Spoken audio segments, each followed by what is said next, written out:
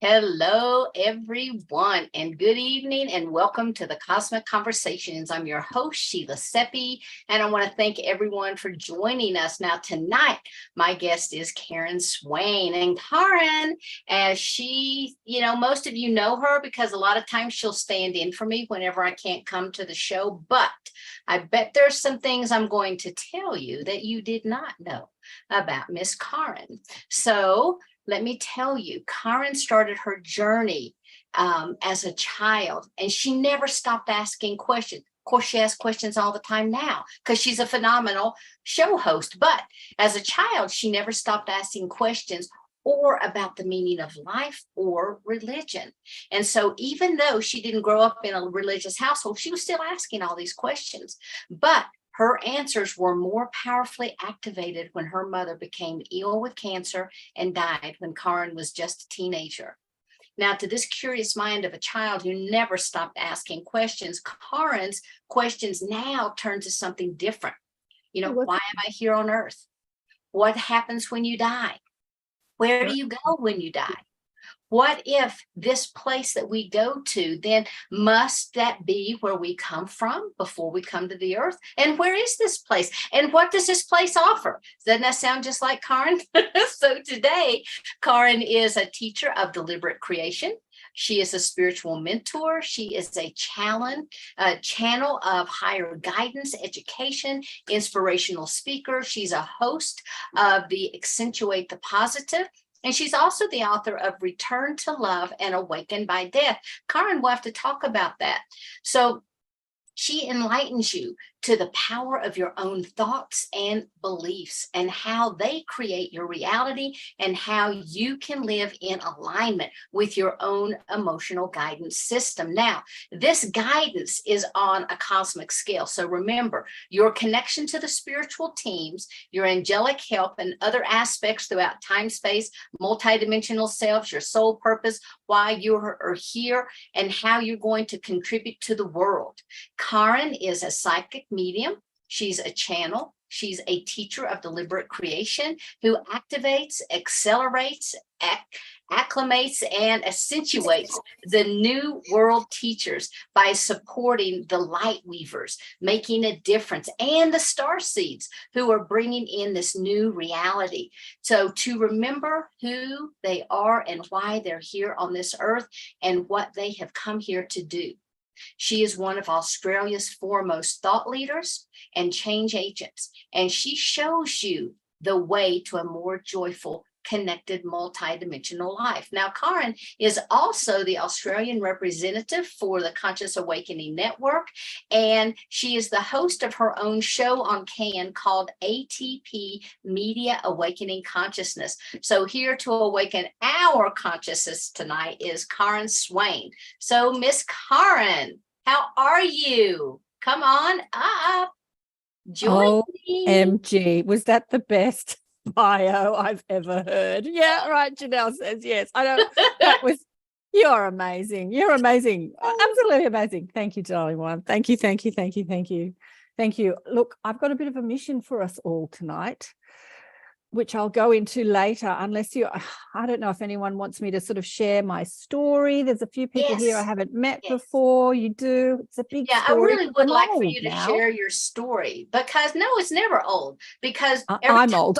Tell it. No, every time you tell your story, then somebody else picks up something different, or even I pick up something that resonates different with me. Yeah. So there's real true vibration in your story. Yeah, well, you said it, I was one of these kids that just never stopped asking questions. Having done what you do, Sheila, showcased New World teachers and, had conversations with people all over the world for many years. I started in my 30s facilitating a group called the Academy of Light, and we had a group every Monday night where we did a meditation. We had a guest speaker live. We had about as many that are online now. We had physically. And then a few years after that, probably about 10 years after that, I started doing the same thing, but on the internet, because although there's only a few of us online now, this can go out and reach hundreds, maybe thousands, with spiritual podcasters now that are coming through that have sort of started shows in the last couple of years. They're reaching hundreds of thousands and millions of people. So I'm watching the expanse of consciousness. It's so exciting. I see Don there. And I just want to say that in the next couple of, because I run a group like Sheila's, in the next couple of months, we've got Sheila as our guest teacher in the Inner Sanctum. And then Donna's coming in after that. So we've got the gang coming online. Woohoo! So yeah, my story is, look, Mum got sick with cancer. First of all, I came from a well-to-do family, and it was completely dysfunctional when my parents were trying to kill themselves. And then the three of us, there were three kids, we were trying to kill each other because we were mimicking our parents. And you know, much like life as it is today, my parents were socialites. And so the papers would often take photographs at them at these very shishi parties, and the beautiful couple with these beautiful three kids, and present this portrait, this painting of the perfect nuclear family. And it was all BS, right? Because we're all fighting and trying to get, and then eventually Dad leaves Mum for a younger model. Literally a younger model. She was like I think she was about 18 when he met her and about 24 when they got together, and she was a model. She was my first stepmother, who just died recently, actually, at 75. And Mum basically after that hated herself and hated him to death. Like, she was so affronted that because she was a good looking woman, she was beautiful, but she put all her eggs in one basket called looking good, which humans tend to do, don't we? We think that if we look good, that either we look good physically, or if we've got a great career, or we're, you know, like making a difference. I was having a chat with Rachel Horton-White on my show yesterday about that, because in Sydney, we have this beautiful meditation teacher who took his life a couple of weeks ago, and I scratched my head and I'm like, how did that happen? But sometimes as humans, we get so attached to our place in the world, which is something I discussed with a guy whose dead son had channeled through him. He was mentally disabled when he was alive, and he died at 20. And then 25 years later, his father released a book of his channeling, and he was a master soul channeling through Dr. Leo Gallen. And he talked about our attachment to place. We get so attached to our place in the world. And I'm going to go, as a reason I'm saying this, because I'm going to talk more about this in deliberate creation. So like most people on earth, my parents were very attached to their place, presenting as this young, beautiful, rich couple, and then hating on each other and beating each other up. And Dad leaves, and Mum gets so depressed because her attachment to her place in the world. She was beautiful. She was married to this handsome, sort of rich man. And now she's this divorcee, and it took 5 years for her to die of cancer. And I watched that. I watched that demise of Mum, and I watched her hatred ruin her body. And she was my first spiritual teacher, really, because watching, they say you're either a shining example or a terrible warning, but everyone is our teacher, right? Everyone is our teacher. So I watched how our thoughts, our negative thoughts, can directly impact our physical reality. And that was her physical body that I was watching just demise and get sick. So at 50, she dies of cancer. And just like Sheila was saying, I was asking a lot of questions. Like, I would ask my very secular parents who didn't give a rip about religion or anything like that, why does a baby born in sin? I don't understand why we have to baptize babies. How can a baby be born in sin when it hasn't done anything wrong? So these are the thoughts of a child. And my parents would just say, oh, I don't know, ask your father. And Dad would say, I don't know, ask your mother. And so the questions turned from those sorts of things to what happens when you die, and where do you go when you die? And if you go somewhere, then we've come from there. And what is that place? And so these questions put me on this spiritual path. And death was really my biggest teacher, because so many people died around me. And now I'm just getting some feedback. And there you go. I think Peter needs to be asked to unmute. No. Sorry, I'm just hearing myself speaking. So where was I? So I'm working on that for you. Oh, thanks, darling. So many people died around me, and all of them came to tell me there's no such thing as death. Like, all of them. The first one was Mum, But as a young girl, I didn't understand any of it. Like most of us, I didn't understand we were souls having a physical life experience and who we really are as spirit or soul. But I would have dreams, and then I would interpret those dreams through my linear ego mind and the limiting understanding I had of who I was as a teenager or a young woman. But I would see Mum in a dream, and it was so real. Many of you will understand that are on this call, it was like I was in an astral experience. And the astral experience was as real as anything. So I could touch her, I could feel her. Hello from Utah. I could feel her, and it was a real experience. And so in my dream, I was with my mother, and she was always in another place, like another house or another country or another state, which was an indication that she wasn't on Earth. But I didn't understand that. To me, she was just in another place on Earth. And I would say, well, you're here. And she'd say, yes, I'm here. And I'm like, I don't understand, but you're dead. And she'd say, I'm not dead. There's no such thing as death. And I'm like really confused. And then I'd get angry because there'd been like years that I hadn't seen her. And I said, well, where the hell have you been? Like you just disappeared. And then I'd wake up in the morning, and we interpret our dreams through our understanding at the time. So even though our guides are giving us messages, or our soul are giving us messages at night, every night, we can only understand it through what we understand through our linear ego minds. So that's why watching podcast shows and listening to guests, and the Conscious Awakening Network got that one in, watching all this stuff and listening to other people's experiences and listening to this information expands our conscious mind, so that when we have our own experiences, we can understand it and digest it better. But when I was young, I didn't understand. So I just thought I was having crazy dreams. And going back. And then other people died when I was older.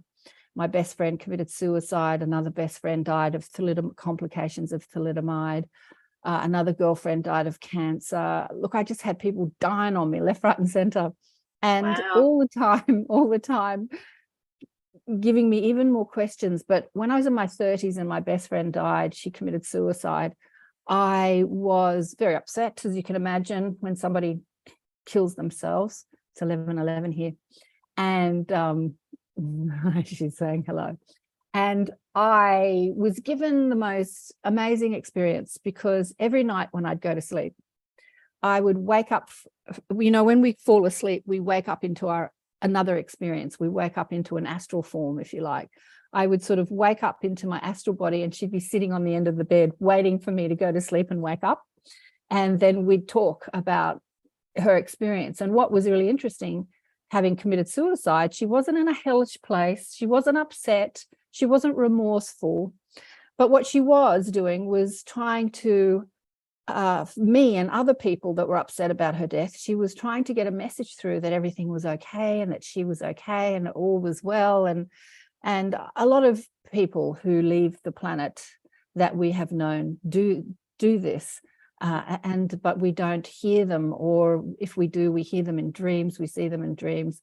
But we get so upset here on this planet about the death experience. And when you speak to people who are dead, who have had a physical life experience and transition out of this experience, they say the same thing over and over again. There is no death. There is just life, and then more life, and then more life, and then more life. And this is one experience of the myriad of experiences that we can have as a soul, because we are multidimensional. And through all of it, I'm really shortening this, through all of it, we have a power to create our reality in every dimension, including this one. And in this dimension, it's one of the hardest experiences, because we're under the veil of forgetting, or as Samuel Chong said from the Tayuba prophecy. I think you've had Samuel on Cosmic Conversations, haven't you, Sheila? No, we haven't. Not yet. Oh, haven't you? Oh, God, you've got to get Samuel on. The River of Oblivion, he called it. I think it's from the book, The River of Oblivion. And I thought that was so great, the River of Oblivion. So we're under this River of Oblivion, or the forgetfulness, and then we're awakening to who we are. So I had an interesting conversation with Rachel Horton-White, as I said on the show yesterday. I've just uploaded it this morning, busy morning. And we were talking about awakening because she had a conversation with Brandon Thomas on Expanding Reality, who's now on the CAN network too, Conscious Awakening Network, getting that one in.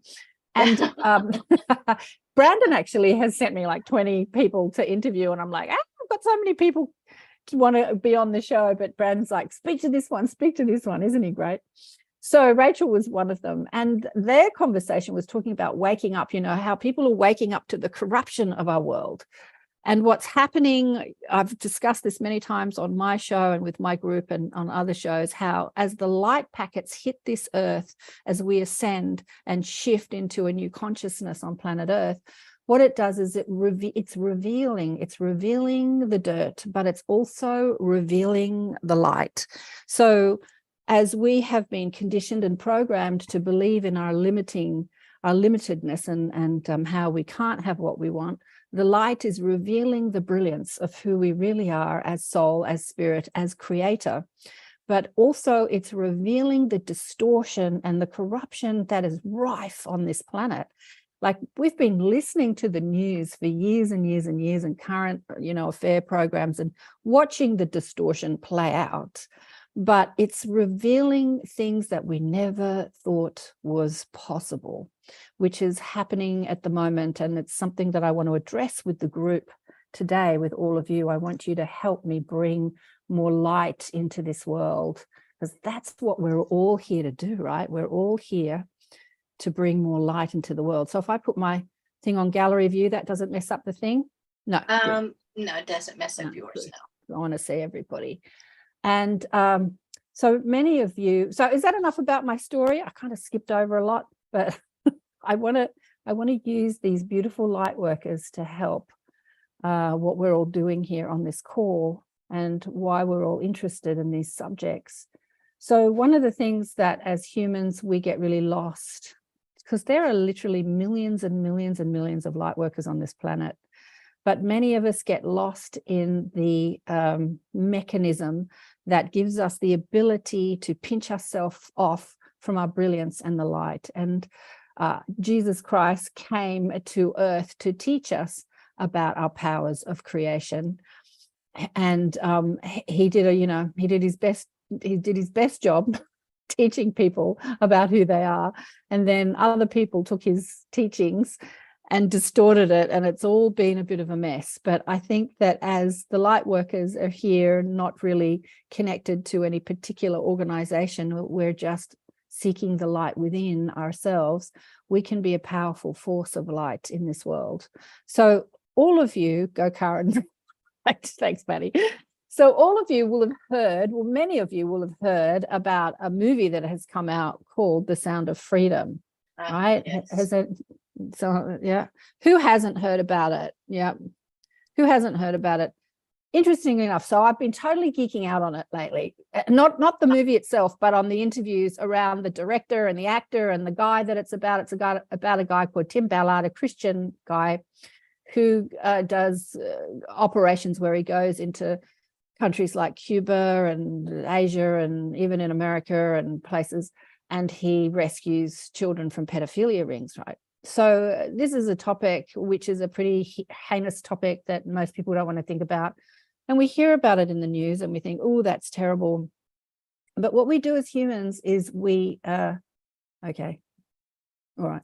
So what we do as humans is we tend to judge what we deem as evil and or not okay. And so as the light reveals the distortion and the corruption, even the most enlightened of us go into an energy of disgust or hatred. And so as deliberate creators, how we create our world personally, this world globally, and the cosmic multidimensional universes is through our vibration. And when we think in a way that doesn't feel good, it means that we're pinching off our power and our ability to create both personally and collectively.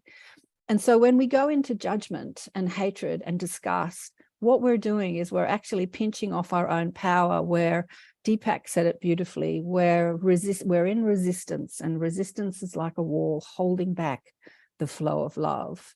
And so I'm going to cry about this. And so where I've been, as I've been geeking out on all the interviews around this movie, I haven't seen the movie, I have to say, but we can well imagine what it's about. And I've listened to many interviews about what the movie's about. So they say that they don't show the subject matter that they're talking about because they don't want to, show that sort of thing, but they're discussing what happens. I was thinking, what Tim's doing, which is so brave and everyone's applauding him, is kind of the Band-Aid effect. It's like the end product of the distortion. So these children are getting kidnapped and they're getting enslaved and they're getting beaten and raped and killed for organ harvest and heinous things. And then he's coming in and rescuing kids. But I kind of kept thinking, what causes someone to do that? Like, what's the cause? It's a bit like disease. When we have a headache, we can take a Panadol and the headache will go. But what's the cause of the headache or the disease in our body? So what is the cause of the disease on Earth? Has anyone got anything they'd like to say about that? Can we take questions, Sheila? Is it okay? Oh, absolutely. If somebody has a comment that they want to make, go ahead and raise your hand so I can acknowledge you. But Bridget's got a hand up. Where are you, Bridget, darling? Bridget Wolf, yeah. Where are you? Oh, Yeah. There we go. Got it. Come on up. Wow. First of all, I celebrate that we're able to be together and have this conversation. Mm-hmm. Yeah. This is no small feat. Thank you, Sheila, and everyone for holding space for this, because as a starseed, to the best of my knowledge, who's been coming to Earth for thousands of years to help bring peace, I am aware of a lot of malevolent extraterrestrials. My particular lineage connected to the rainbow constellation of Andromeda.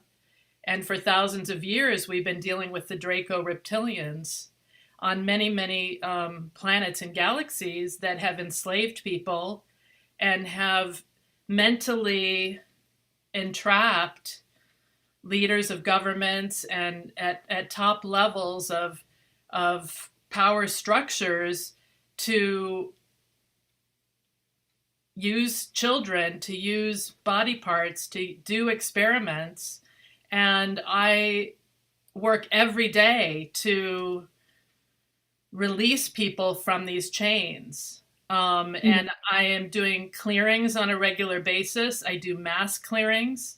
I've connected with technologies that are from Andromeda, because the Andromedans have spaceships all over with medical beds and with sound frequency generators. I'm a musician and I'm a singer and I'm a drummer, and I was working with a DNA repair tuning fork as you're talking about these heinous subjects, because my energetic body is so sensitive, and I know this needs to be spoken about, but to keep myself in a vibration of peace, which is my desire. Bridget, do you have a question? Do you have a question for Karen? I thought I was invited to say that I think part of the reason why this stuff is happening is because I'm aware of these malevolent extraterrestrials that have this agenda, and they've been coming here for thousands of years with the same program, and I'm done with it.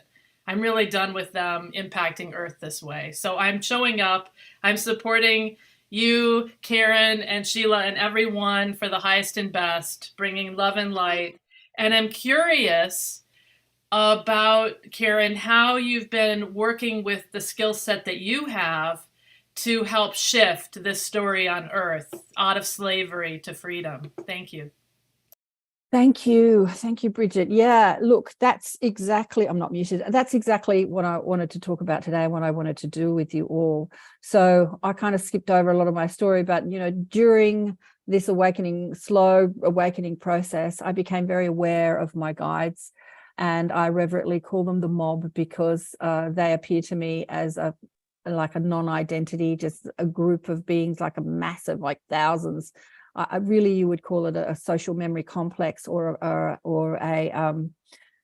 a conscious, anyway, like just energy and information that have like thousands of souls that have incarnated into many universes and many different dimensions, and have been many things: human, reptilian, like Palladian, just spirit guides, angels, the mob. I just group them all in and call them the mob. When I was in my 40s, I think, or 30s, late 30s, I gave them a better name and called them blissful beings, which I called my business for a time. But anyway, they chat to me, they're on hand, they chat to me all the time, and I have been chatting to them about this. And this is what they wish to remind us. They wish to remind us that no matter who you are, where you come from, whether you're a reptilian or an evil person or a pedophile, it's all God. It's all source energy. All of us come from this realm of source energy, and we elect to have different experiences throughout the cosmos. And as humans, we deem that as good or bad, but all of it is wanted. But the story on planet Earth at the moment is that we've been in a very dense time. As I listen to people online repeatedly talk about how difficult the time is now, I was watching a documentary recently on Auschwitz. It was called After Auschwitz, and it was 6 Jewish ladies talking about how they endured the camps, the death camps, and then what happened to them after the death camps. They were liberated from the camps, and they were homeless. Their family was dead. They had no money. They were like let out, but they had no life, right? And then some of them went back to their countries and their home were occupied by different people, and they said, oh, they were wearing their clothes and using their house. And I was thinking, now that is a hard life. What we're going through on Earth is not hard compared to that. Like, we have to forget that we have this history. So we've explored density and corruption and for a long time. And now we're moving out of that experience into a new experience of more unity and cooperation instead of competition. And as light workers, we're all here to implement that experience. But the guides say to me, when you turn up the light on a dirty house, you get to see the dirt. But it's only when you see the dirt can you clean it. Like, only when you notice something is there can you get rid of it. And so as light workers, that's what we're here to do. And many of us have incarnated into families that hold a lot of corruption and distortion. And we're not here to judge it or to be victims or to suffer from it, but to understand that our job is here to experience it, to acknowledge it, and then to create a new way. And that's what I wanted to do with all of us today, actually.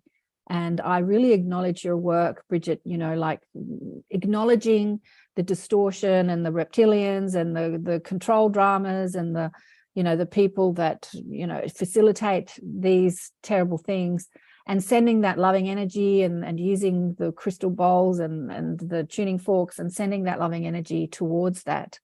But in our judgment of that, we are not helping it. We are perpetuating the problem. As we are disgusted and appalled and all those things, we are perpetuating the problem.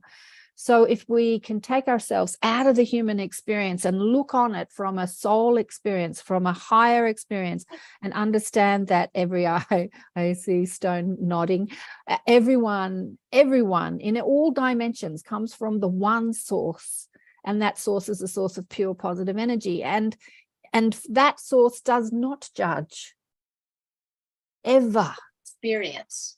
It gives us as souls, as an extension, the opportunity to experience everything.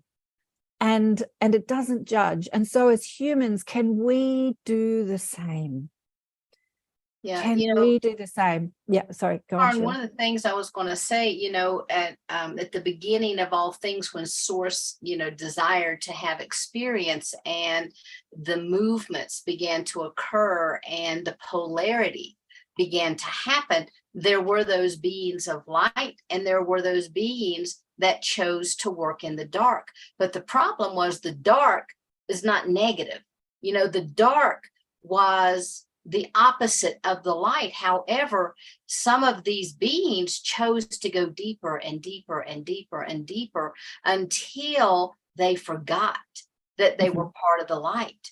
And when that began to happen, then they began to disconnect their remembrance, and they truly began to lose their co-creative abilities.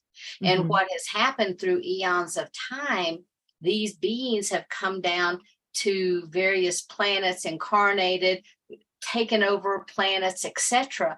But the one thing that they try to do is to overshadow or to create those false matrices that we're then looking through, thinking that that is our reality, that we're not co-creators within ourselves. Because if they can convince us of that, if they can convince us to live in fear, to drop into that darkness, then they have caused us through their actions to begin to co-create the path that they want. And I think right now what's happening is those distortions, those matrices, those false matrices are beginning to crumble.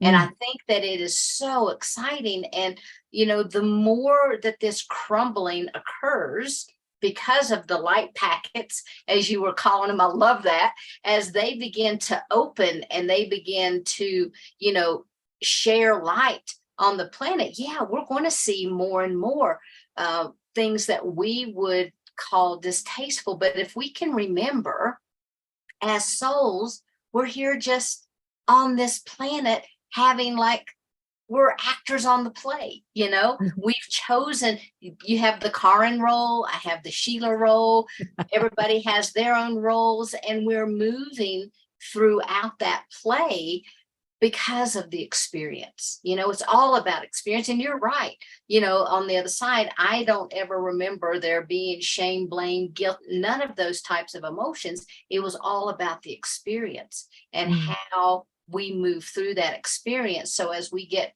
closer, because I believe the ascension has already begun, we've already got our toes in that water. We're, you know, we're walking out into it. Now what's happening is, as our light rises, then we do start to see more of what we would deem the darkness. But isn't that exciting too? Isn't it exciting? And, you know, I did watch the movie. I did go to see that. And when I have.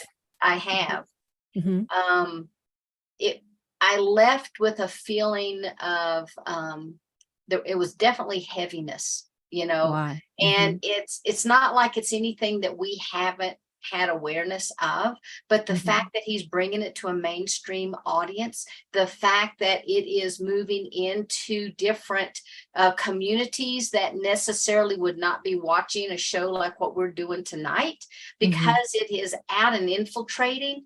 More and more people are getting that conscious awareness. So I really appreciate everything that you're bringing forward for everyone tonight. So thank you so much, honey. Thanks, darling one. Yeah, he's definitely getting out in the mainstream. You know, there's a group like us.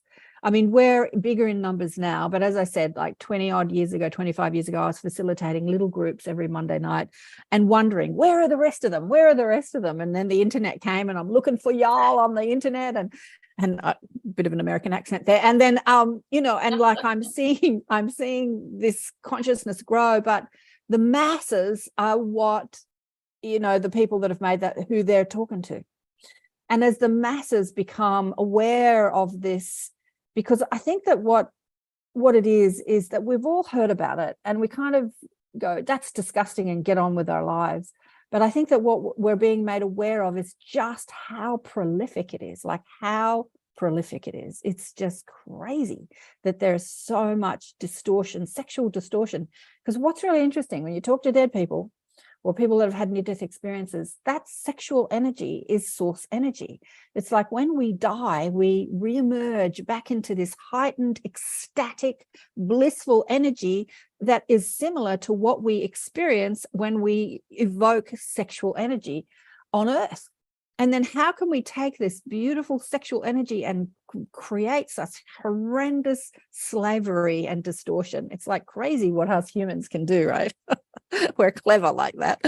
Or the reptilians, as you say, they're clever too. But Interestingly enough, another thing that Leo said about, or his son channeling through him, who was a mentally disabled boy when he was alive on Earth, he lived to about 20 years and then died, and then channeled through him as this ascended master, I would say. He said that there are these, I don't think he used the word matrices, but he said that there are these people that never leave that dark matrix that you were talking about. And I thought, oh, isn't that interesting? And Leo and I discussed that. As a healer, he's a healer, I'm a healer. We want to believe that there is hope for everybody, that everyone can ascend and return to the light of love, right? And then I thought deeply about it and chatted to the guides about it. And they said, well, someone has to uphold the matrix. Like someone has to uphold that distorted, negative, as we call them, timelines or matrix. It's built out of source energy, but it's built as this playground for us to play in, and someone has to sort of hold that energy. And I thought, well, yeah, that makes sense. It's a bit like humans go to fun parks to be horrified, terrified. I was watching something online of, you know how they have cameras on those rides where they go up and then they fall, and people are so brave when they get in the seat, and then they scream, and then they faint, and then they scream. And then, have you seen those? I was watching. But, you know, we build these things to horrify us, to terrify us. And we build worlds like that too, right? And Earth was a world that was built in this negative, distorted timeline matrix. And we're now building, all of us here are building a new matrix. We're building a new matrix of a I don't like to use the word better, but of a more connected, more unified timeline. You know, we're not kind of making heaven on earth. Heaven's in heaven and earth is earth. Like, you don't need heaven on earth because you got heaven. Like, we need an experience that we can have, and all the contrast that we experience is for the evolution of our soul. And I think that the evolution, the challenge we're given is, can we see something heinous? Can we experience something unwanted and find love anyway? And find acceptance anyway. Beautiful. And this is who we are as powerful, conscious, deliberate creators. When we can find love inside the darkness, or find the light inside the darkness, now we have returned to the power of source. Paul Selig's guides say it like this. Kristen, help me out. I always say, I forget this. So he says, when you see the divine in what you look at transforms. Oh, I got it right. So when you, she's nodding, when you see the divine in what you look at transforms. And so as the light workers, star seeds, new world teachers, difference makers, whatever you want to call us here on this call, and people that are listening, this is our job, to look at something and see the divine in it, not deem it as the devil's work, which a lot of people are doing. So I know there's a couple of hands up, which we'll get to. Yeah, let's go ahead and you want to go ahead and bring Susie up. Susie. Hi, Susie. You have a question? I do. I'm also late. I'm so sorry that I'm late, but I'm at the, had a little RV trouble, but it means I get to stay at Mount Shasta one more night. I love you, Karen. I'm so grateful. Love you, Susie. We record this. I love you so much. And I wanted to comment. I don't know if this was said, but I came in right when you were talking about the movie. And I've seen some alternate TV interviews. And the guys that are still in charge really giving that guy ration of crap. I mean, they're telling him that he's lying. And, you know, it's just you know, yucky. And, well, I just am commenting on that, but I think you are one of the most interviewers alive, and you let people be them in such a, thank you for being here. I promise I'll watch the rerun. Thanks, Susie. Thank you for your light and all the music you put in the world. You're a star. You're a star. What about Nissan? Yeah. All right, Nissan? Is that how you say it? Probably saying it. Yes, Nissan, I like the car. Nissan. How you doing? Hi. So I love this presentation. First of all, there are a couple of things that are a little bit still distorted. I still find. Maybe we could have some corrections. Because one, I blame the English language, because it's very convoluted and made out so on purpose. Also, the history's been distorted a bit. So, like, for example, Christ is Jesus' actual name is Yahshua or Yusuf, if you want to, depending how you pronounce it, because it's like son of Joseph, because he was the son of Joseph. When he went to Kem, which is now Egypt, it was pronounced differently, and then somehow along the way it got translated to Jesus. So like that. And also the idea about heaven, it's been used in many different ways, but the idea of Christ's idea of heaven, like, he didn't, like, there was no separation. It was like more of the frequency. So he wants to bring the frequency of heaven to earth, being ways of vibration of earth to a higher one, because heaven's more like, so that's more of a confusion between, because heaven's not an actual place. It's more of like a distinction of the higher realms as an above. Yeah. And so do you have a question for Karen? Yeah, the one question, because I did not fully see the sound of, the movie yet. Freedom. Mm-hmm. Freedom. One of the participants, which is part of an organization known as Ways of Light. I don't know. No, I'm sorry, not Ways of Light. TLS, the light system.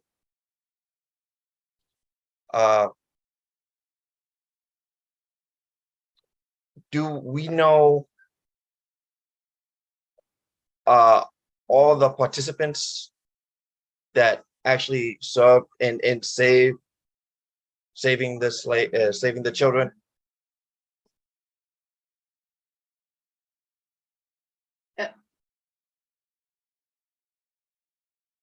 Karen, hold on just a minute. Oh. Yeah, you were muted there. Hello? Karen, can you unmute? Sorry, I unmuted and then you unmuted. I don't know what. Oh.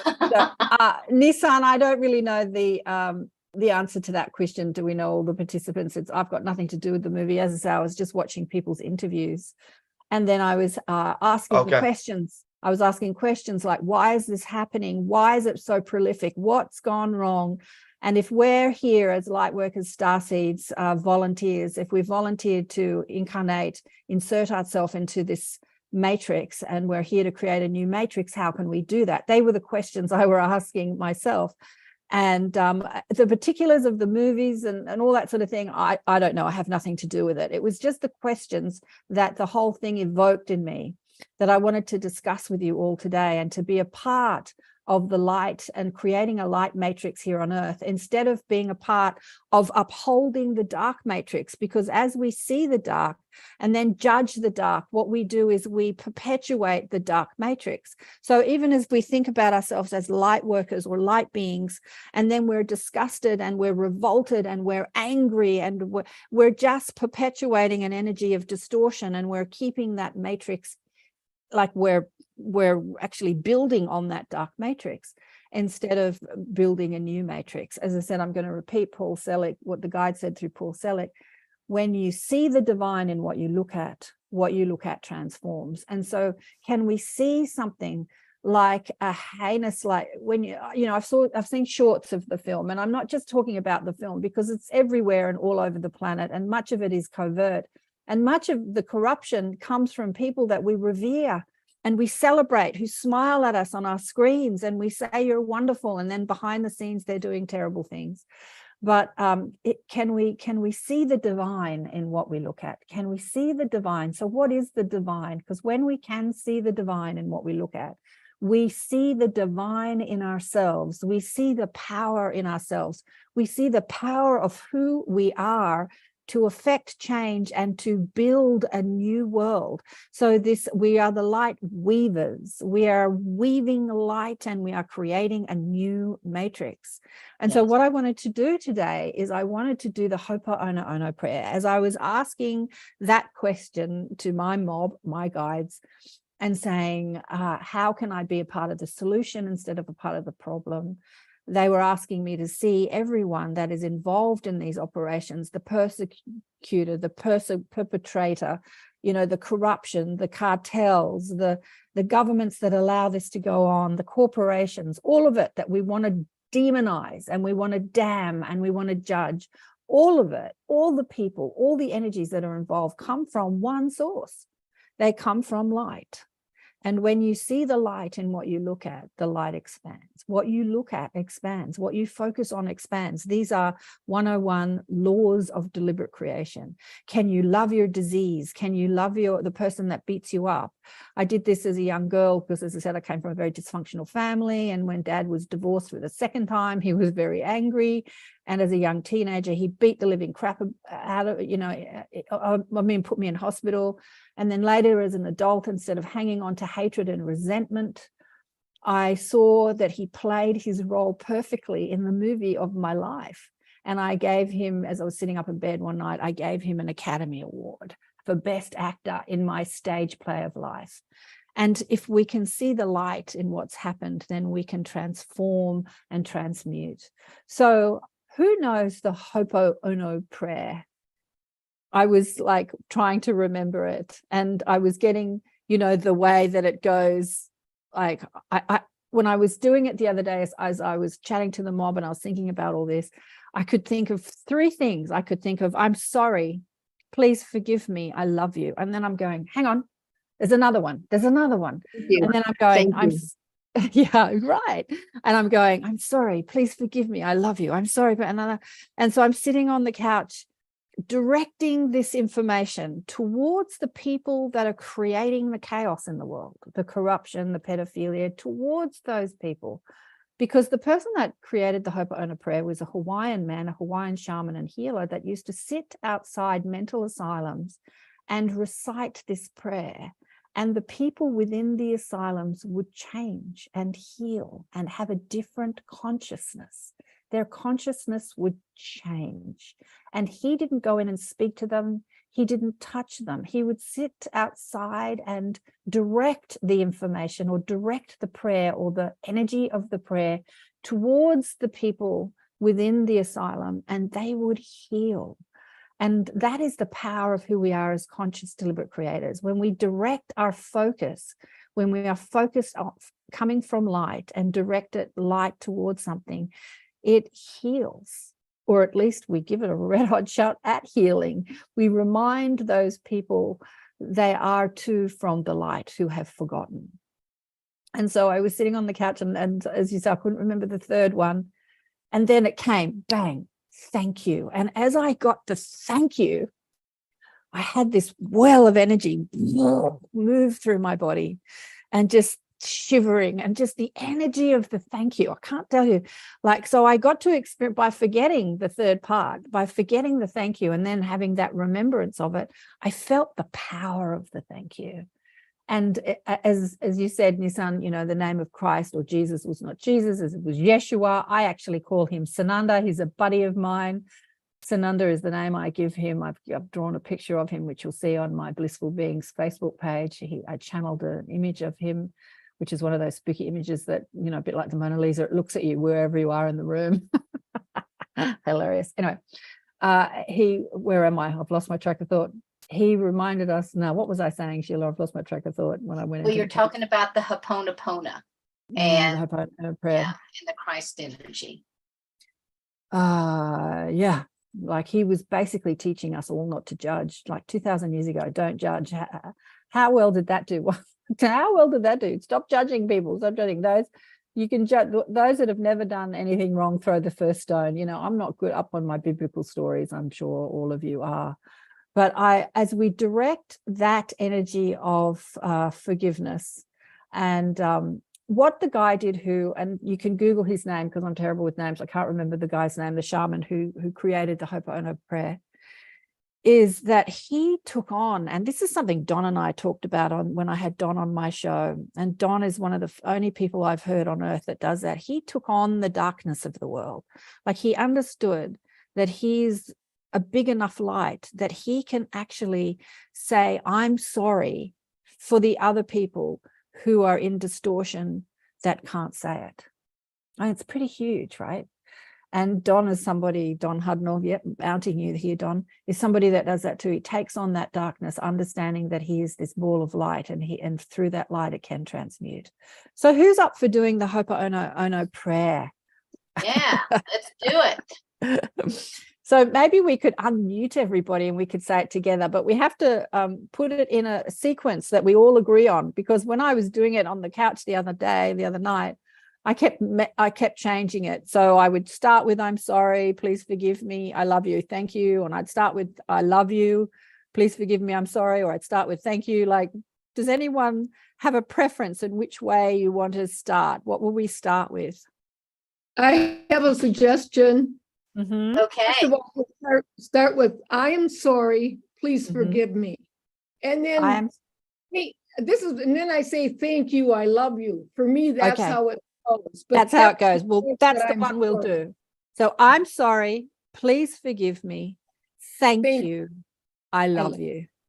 Well, okay, so we can do this. We can direct that energy towards the people that are enslaving and murdering children. We can direct that energy towards government. We can direct that energy towards people that we have problems in our life with, right? You can direct that energy anywhere, but it is a remembrance that you are a source of light. You are an extension of divine energy. And you can see the divine in what you look at, no matter how distorted it is.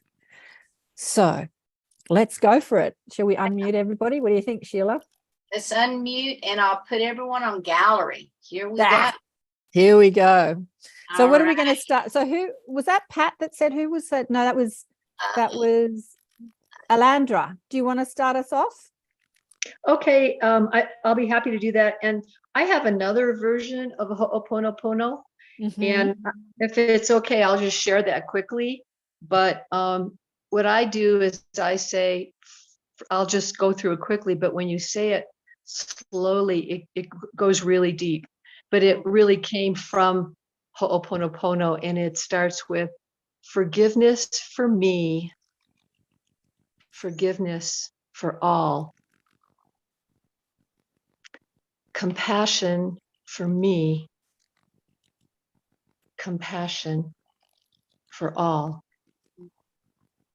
And then I do that with acceptance, love, and gratitude. So that's just another version, but we're including ourselves because we need to be part of this too, and maybe there are parts of each one of us here that we haven't forgiven ourselves. We haven't fully loved ourselves. We're still not fully grateful for who we are. And so I found this to be even more powerful. And that's my version, but I'll be happy to lead the traditional Ho'oponopono. And could I ask too that after we do this, could you please put the alternative version in the chat for people? Sure. Thank you. Be happy to do that. And for everyone watching this after the live, watching the recording, please, just because you're not here in real time, your participation in this is valid, is also adding to the creation, to the light weavers creating a new matrix here on earth for everyone to enjoy. So yeah, do you want to start us off, Alanda? Sure. And everyone recited. I see you all still muted, but if you want to unmute so we can hear your voices. I'm sorry. Please forgive me. Please forgive me. Thank Please you. forgive me. Thank you. Thank you. I love you. I'm sorry. Please forgive me. Forgive me. Thank you. Thank you. I love you. I love you. I'm sorry. I'm sorry. Please forgive me. Please forgive me. Thank you. Thank you. Thank you. Thank you. I Love you. I love you. I'm sorry. I'm sorry. Please forgive me. Please forgive me. Thank you. Thank you. Thank you.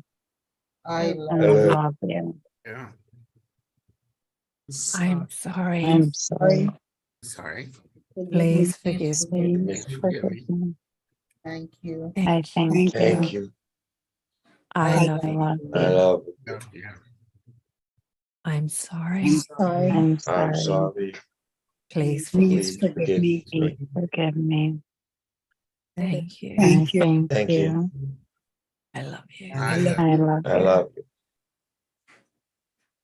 I'm sorry. I'm sorry. I'm sorry. Please forgive me. Please forgive me. Please forgive Please me. forgive me. Thank you. I Thank thank you. you. I love you. I love I love you. you. I love you. I'm sorry. Sorry. I'm sorry. I'm sorry. Please forgive me. Please forgive me. forgive Please me. forgive me. Thank you. Thank I you. thank Thank you. you. I love you. I love I you. love I I love I love you. love I you. love you. I'm sorry. I'm sorry. Please Please forgive me. forgive me. Please forgive Please me. forgive me. Thank you. Thank Thank you. I you. thank you. I love- Thank you. I I love love you. you. I love you.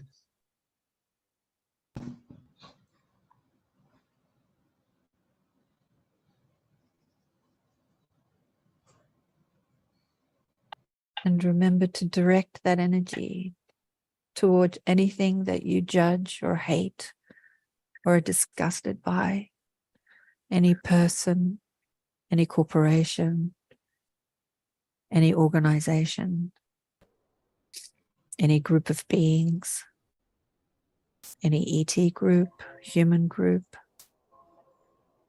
any evil that you perceive, understanding that there is only one source and all of it comes from this place. And you are an extension of this divine light.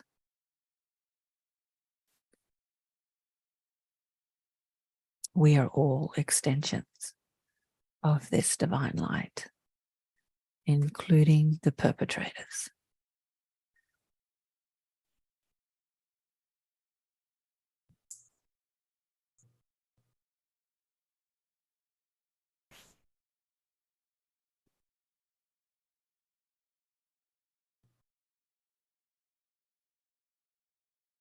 That was beautiful, Karen. Thank you. Well, that was very cool. And obviously we all have the ability to do this at anything that we judge or deem as unwanted and unworthy.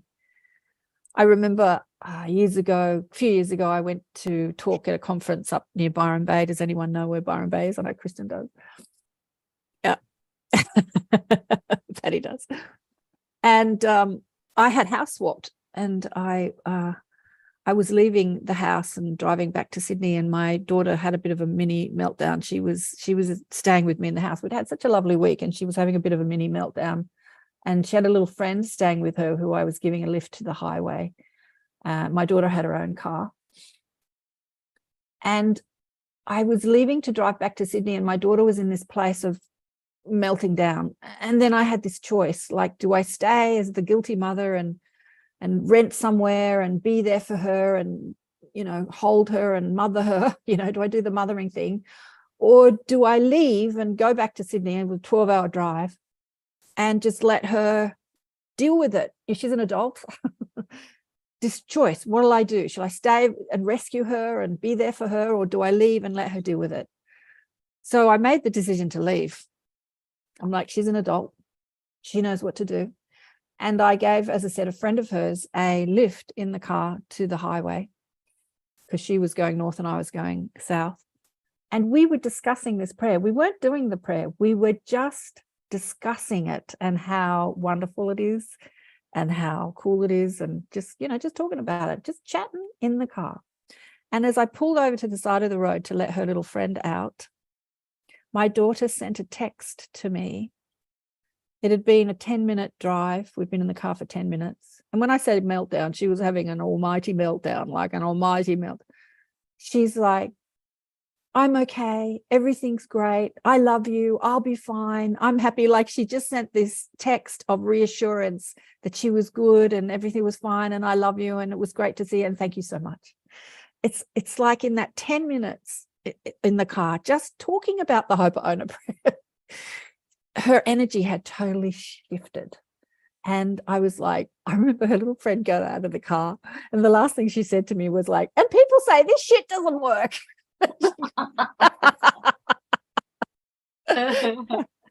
And I'm like, yeah, right. We weren't even doing the prayer. We were just talking about it.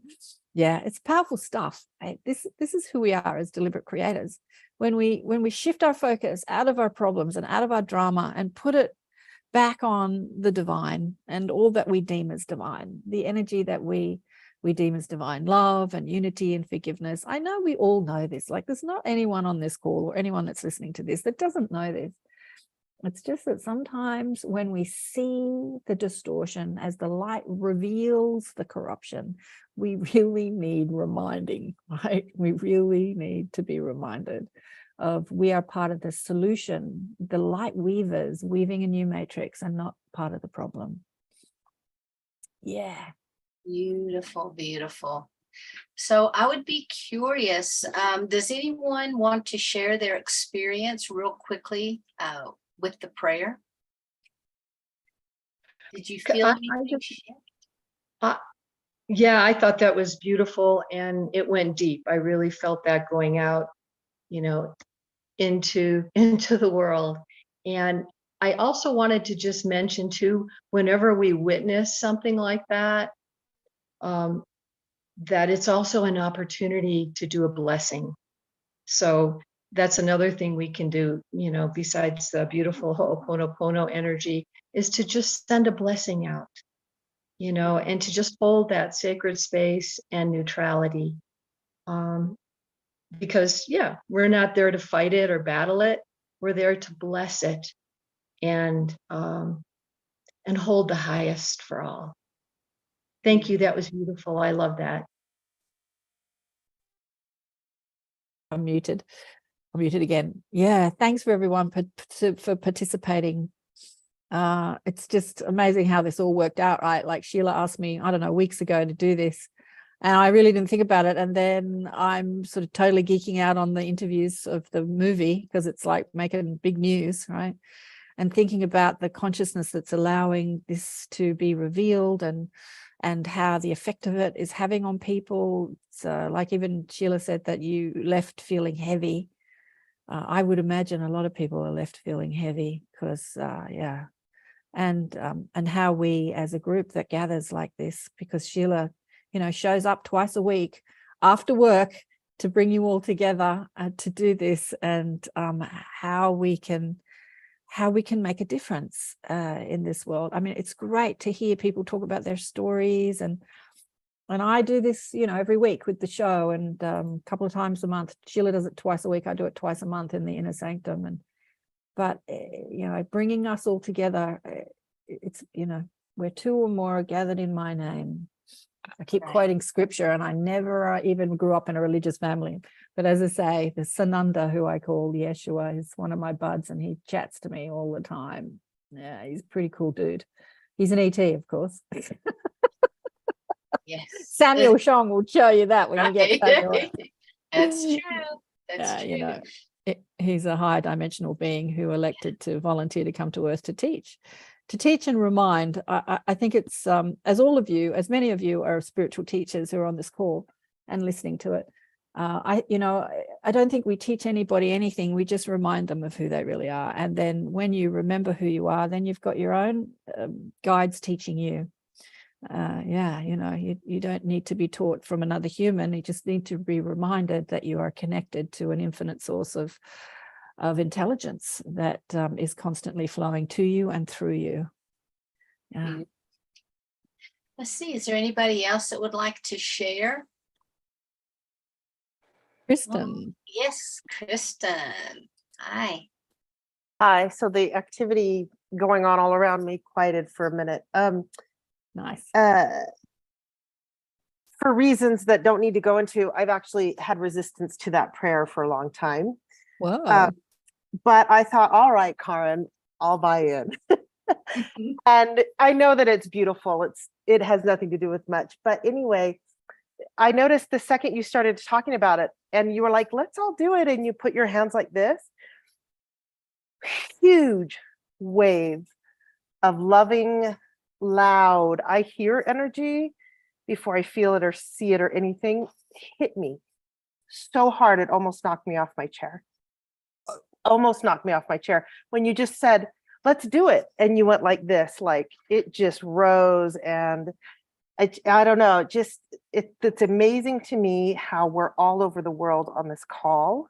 And yet we all come together like that. And I just love it. And then actually while we were doing it, because I did it, thank you for making me.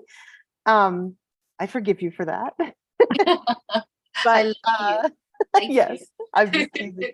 But you know, I could all these things happen, and on all of us as energy workers probably get this.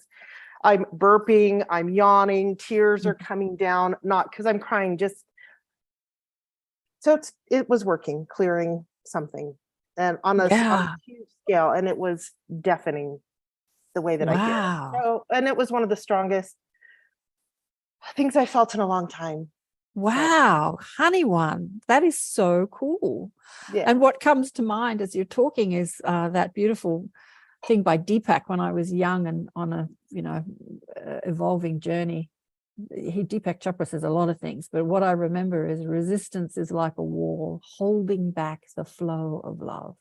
So whatever we're in resistance to, we're literally walling up this flow of love that wants to speak and flow through us. And yeah, so it's interesting that you said you had resistance to that prayer for whatever reason. It might be past life stuff, like whatever reason it is, doesn't really matter. But resistance is resistance, right? Whatever we say no to, like Esther Hicks or the Abraham through Esther Hicks would say, you can't scream no in a vibrational universe. Yeah. Yeah. Yeah. Oh, darling. Oh, that is so cool. Beautiful. Thanks for letting me beautiful. share, you guys.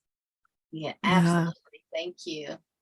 Okay, Susie has her hand up again. Let's see. Yeah, real quick. I too had a resistance against this for a long time, because I think forgiveness, if you've had any kind of I wouldn't say Christian background, but biblical. And so this forgiveness, but something that really helped me, Anelia Benz, who's never had a body, she's been straight here from Gaia. And she was instructed by Gaia to go listen to this man for 3 weeks.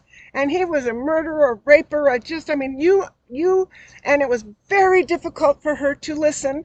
And then Gaia said, give him amnesty.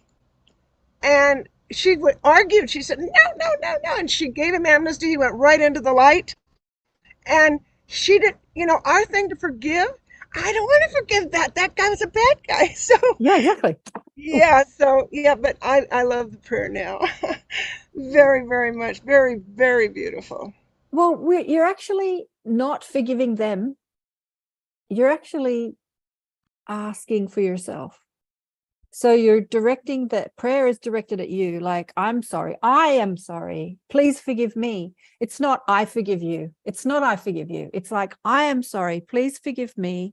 I love you, or thank you, I love you. So you're evoking energy within your system. That's what the prayer is about. And then you're directing that energy, like whatever intention, wherever you're directing it, you're directing the energy. So you're not saying, I forgive you. You're saying, please forgive me. It's quite a different energy. Years ago, I told you my dad beat me up and all that sort of stuff. I did a personal growth course, and I was first divorced. I'd left my first husband. I was in my mid to late 30s, and I was still this young hot chick thinking I'm going to fall in love, and this lover's going to bring me love, and everything's going to be beautiful when I find the lover. You know that story that we think. Anyway, I did this personal growth course, and I realized that all the people I wasn't talking to were men. And here I was as this 30-something-year-old girl thinking that I'm going to find this beautiful lover in my life, and realizing that the men that are in my life I'm not talking to. One was my father, one was my ex-husband, and one was my brother, right? And the course had challenged me to clean up the messes that I had created in my life. And the same deal. It's not, you ring them up and you don't say, I forgive you. You ring them up and you say, please forgive me. It's not as easy to do, but it's much more powerful. And that's exactly what I did. So I rang up my father, who'd abused me and beaten me and put me in hospital as a child. And I asked for his forgiveness. I didn't say, I forgive you. I said, please forgive me. And then, you know, I had 3 different reactions. My father didn't take any responsibility for anything that he had done, but I didn't really do it for him. At the time, I was doing it for me, because I was like wanting to find, you know, a new boyfriend, new husband, whatever, like more love in my life. So he took no responsibility. And my ex-husband was just like, okay, yep, good, yep, okay, yep, good. Like this is on the phone. This is at the course. I did the 3 at lunchtime because, you know, I thought, yeah, that's a good idea. And then somebody challenged me and said, when are you going to do it? I said, oh, I don't know. I'll do it when I do it. And they're like, well, what's wrong with now? And I'm like, I have to do it now. And then I thought, well, bloody hell, you know, we're doing this. I'll just do it now. Just do it now. It's hard to do. And I do it with my clients too. And it's not easy. And then my brother, who I hadn't spoken to for probably about a year or 2, I just, oh God, it's going to make me cry. I just said, you know, I'm sorry. And he just broke into tears immediately. He said, oh my God, I love you. You know, so I had these 3 different reactions from these 3 different men, but we don't do it for them. We do it to create more space and more life and more flow within our own life. And with that energy that we hold, we can do amazing things. Like we can be the deliberate creators of our own world and this world and multiple dimensional worlds. Like when you hold the light, you can do amazing things. Oh, Nissan has his. And one of the things, before we bring Nissan on, I was going to say, one of the things that I always talk with people about is the fact when we have these people triggering us, they're actually bringing up these aspects of ourselves that really need to be healed. So instead of becoming angry, drop into that gratitude because they're providing the opportunity for you to heal. And so, you know, it kind of goes parallel with exactly what you're talking about. But I'll go ahead. I'm going to move off here and let's bring Nissan up again. Okay, Nissan, you have another question or a comment? No, just I'll just go against the player, which I know forgiveness been one of the hardest lessons for most people. Most people that I guided myself. Right now, my cousin, I would say, is having a little struggle with this one, and I find this a unique way of having them going through the process of forgiveness, because trying to teach someone to let go of all that hate, negativity in order to let in, you know, more positive energy is it's a real trial for most. So I have not used this particular method before. So I thank you for sharing it with me. Thank you for participating. And I will hope to have good news with going forward, teaching this to others from now on and see their reaction. Does anyone know the name of the guy who created the prayer? Because I've totally forgotten his name. Does anyone online know his name? Anyway, we can Google it. I should Google it now. Or I can search engine it. Yeah, it's powerful. I mean, it's been taught in many different ways. Forgiveness, we talk about forgiving. And most people think I'm going to forgive the person who hurt me. But instead of forgiving them, ask for their forgiveness because we directed energy at them in hatred. Yeah. The name of Yeah, the name of the guy is Halakia Hulan. He's a PhD and Hawaiian psychologist, shamanic practitioner. Yeah. Great. Thanks, Sheila. Thanks, Sheila. Is it Peter? Peiter? Is that how you say your name? Peter, doesn't matter. Peter. I was just having acupuncture before I came on this program. And when I do that, I do a green light clearing of poisons and all that, and then a white light meditation. And I grow the white light of love in my heart, and I eventually spread it around the globe. And as soon as I did that, I had a rush of energy coming in from the feet and the crown. And then I come on here and we're basically doing the same thing. And I was continuing doing it. So I was really amazed. Cool. Don't you love those synchronicities? Yes. You know, I got to tell you about, I've had a few fabulous people. Another one that Brandon sent me. I don't know if you've, he sent this, I think he sent her to you too, Sheila. So Dr. Edith Ubuntu Chan was on the show, and she was talking about, she was talking about many things. God, she's got so much to talk about, apart from the new children blanketing the earth in a new consciousness, which I just loved. She was talking about, during one of her spiritual awakenings, having her crown chakra, being aware of her crown chakra and having it sing, and how she could manipulate, her chakras. And she said her crown chakra was singing, do, do, do, do, do, do, do, do, do. What's that? Do, do, do, do, do, do, do, do, do, do, do, do, do, do, do, do, do, do, do. What's that opera that anyway, it was her crown chakra was singing this. So yeah, as energetic beings, we forget. Tchaikovsky. Thank you. We forget how powerful energy is, because we're so focused on the material in this world, and we're energy vortices, and we have these vortices that we can expand and contract, and we're doing it all the time. And as a teacher of energy medicine, I haven't taught it for a while, but when we can tune into our chakras, we can literally expand them and contract them. And I think what happens with a lot of empaths, we and people, especially on a spiritual awakening, we start expanding our field. This happened to me in my 30s.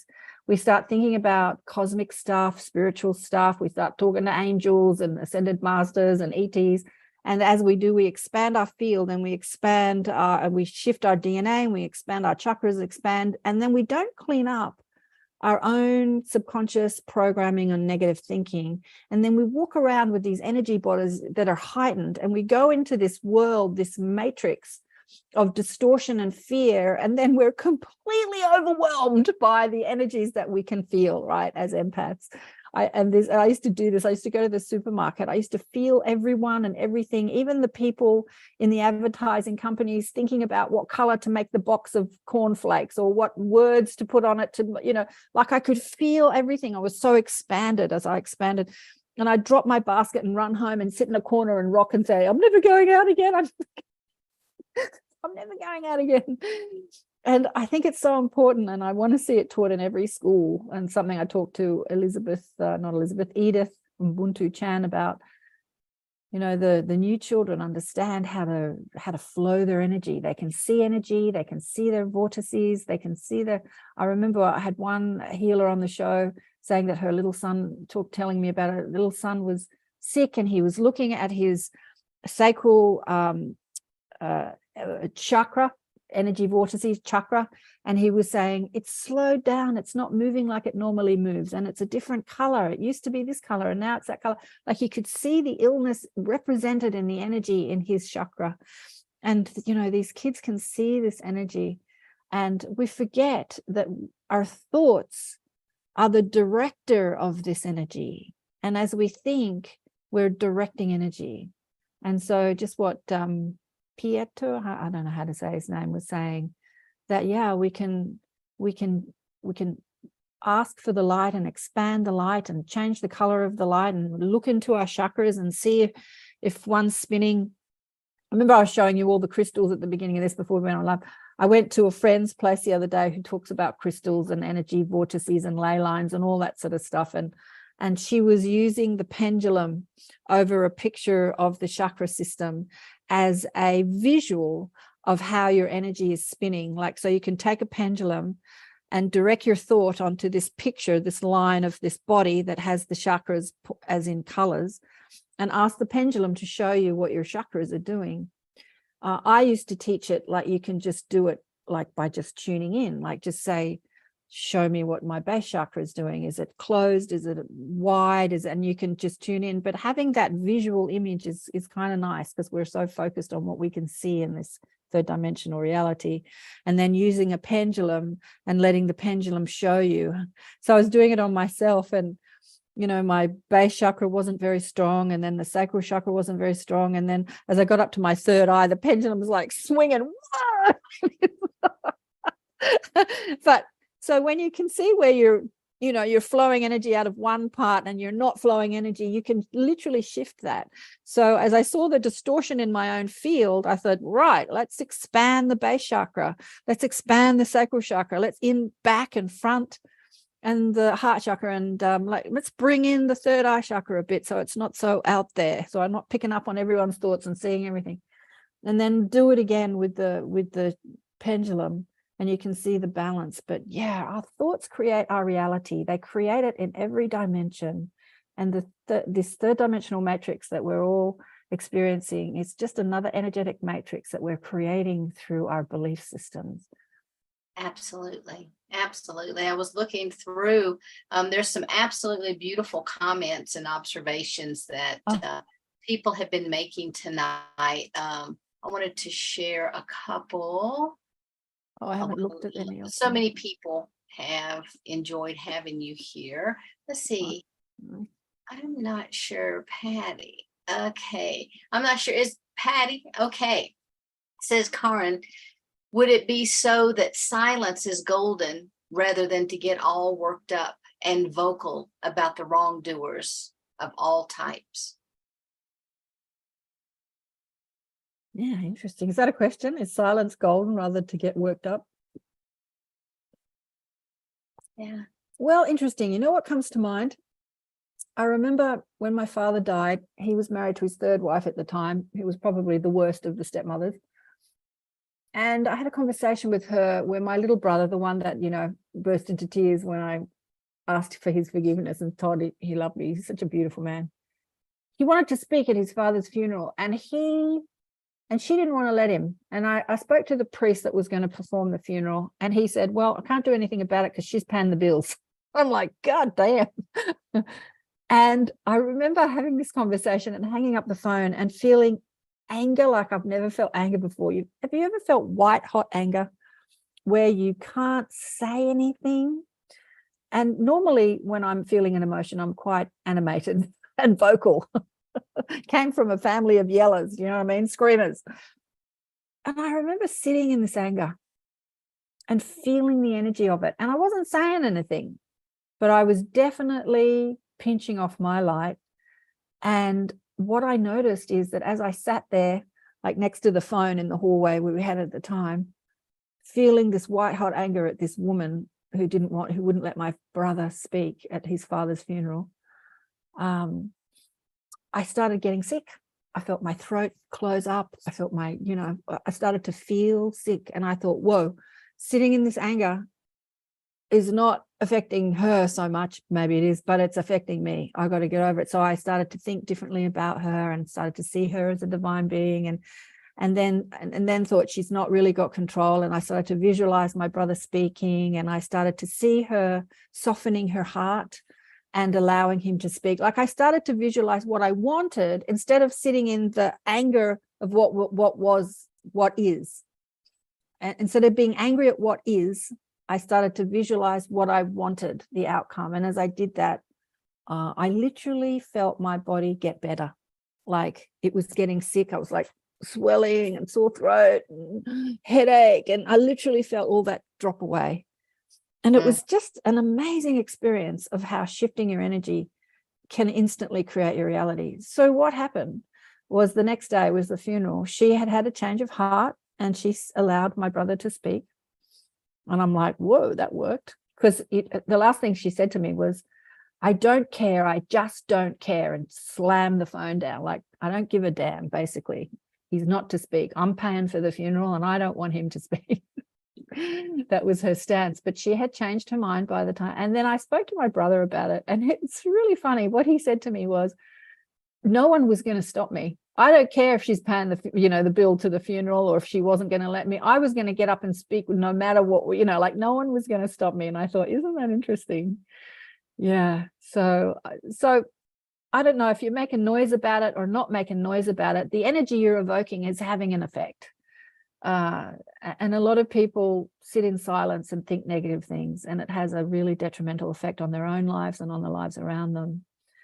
Yeah, so being noisy or not, it's really about the energy. What do you feel? Whether you're noisy or silent, what are you feeling? And it is that feeling that is an indication of how we're flowing our energy.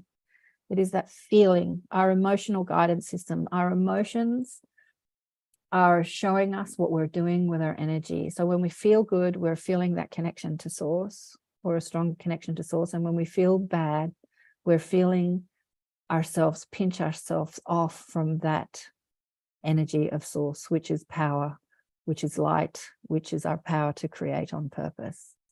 So yeah, it's really important to utilize that emotional guidance system. And then when we do feel ourselves hating on somebody or judging somebody, to shift that if you want to. I mean, this is a free will universe. You can create as much drama and pain and sickness and in your life as you want. It's like you're given that choice. Go for it. I don't think God judges. I just says, here's the playground, play. Right. God, source, and you can create heaven or hell. It's up to you. What do you want? What do you want? Yeah. I wanted to share Julia. She said, if we find what we're looking for, are we looking for what is wrong with the experience so that we can forgive ourself or our past self, so that we can open up the space for the only law, which is love? Thought that was beautiful. I wanted to share that. I'm just kind of looking through. Can I share a story about that? Who's read the Conversation with God books?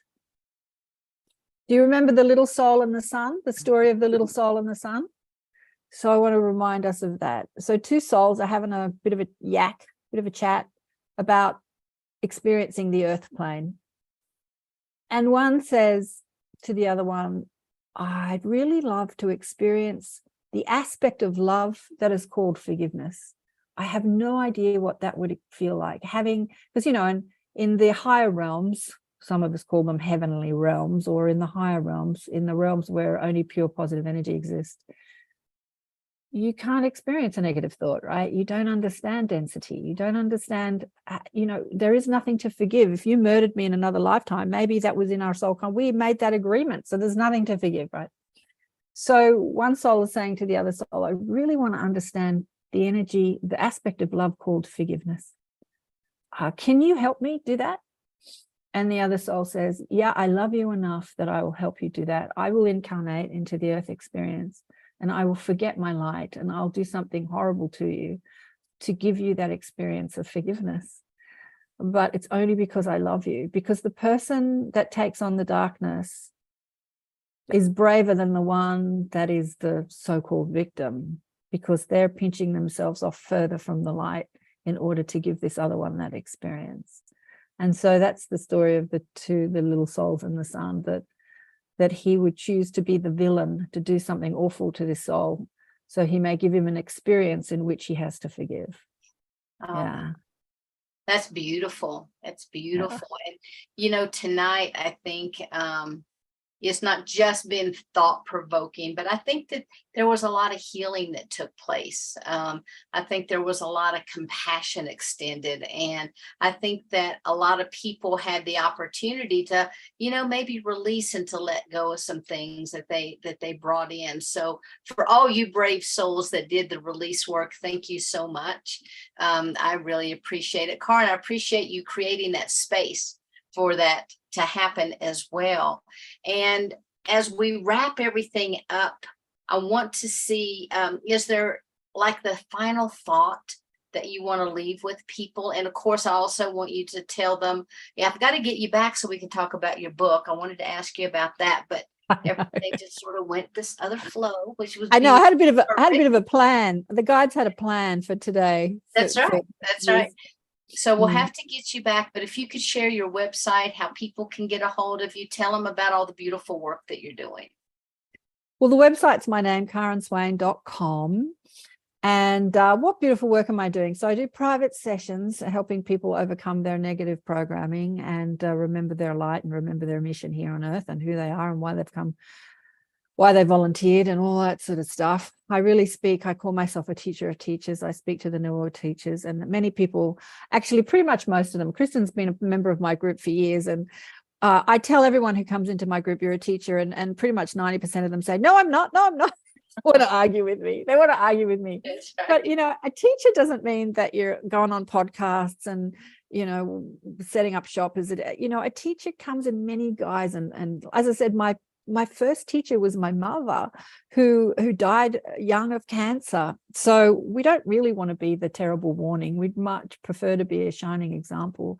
But a teacher can be the one in the family who forgives the heinous act and allows the others to loosen up their anger and resentment towards another family member or a friend. You know, a teacher comes in many guises. So I speak to the New World teachers, and I have the podcast show and the group and the courses teaching people how to speak to their spirit guides, because I have such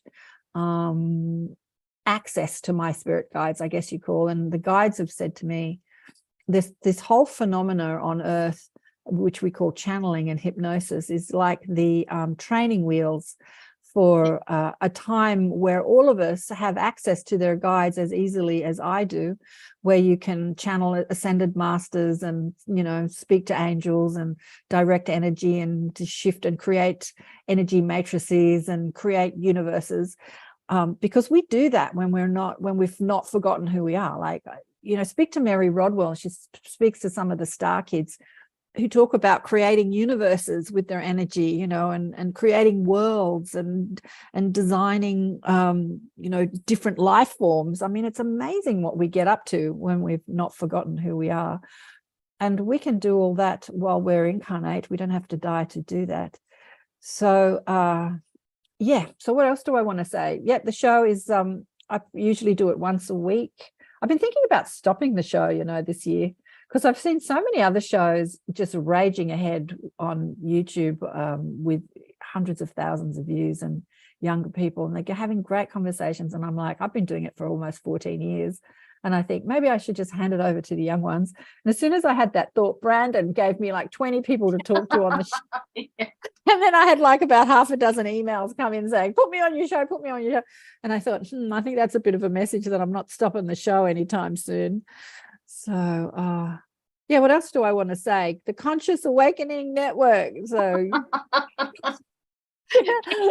Thank you, Karen. Thanks for that.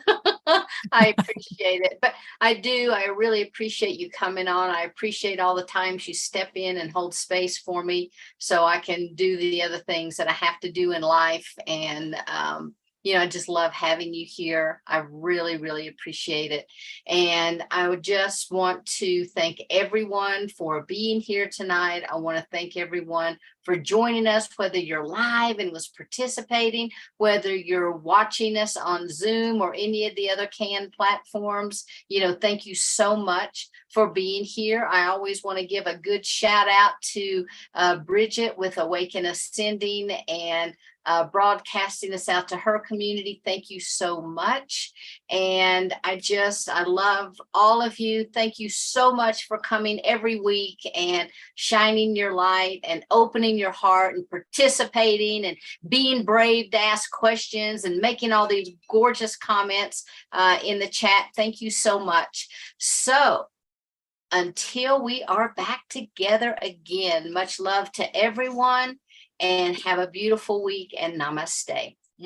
Much love, everyone. Good night.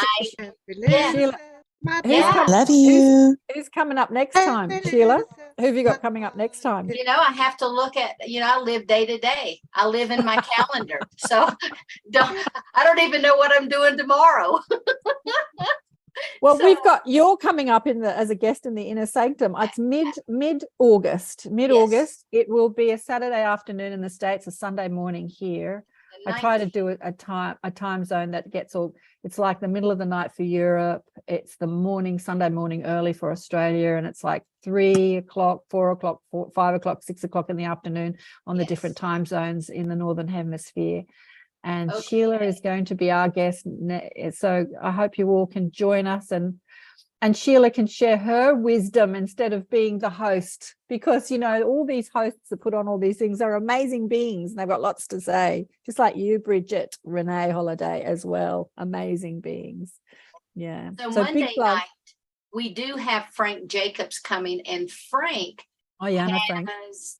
So all about Frank. So if you guys don't know him, kind of join us on Monday night. You've interviewed him, right? Yeah. You want to share it? Yeah.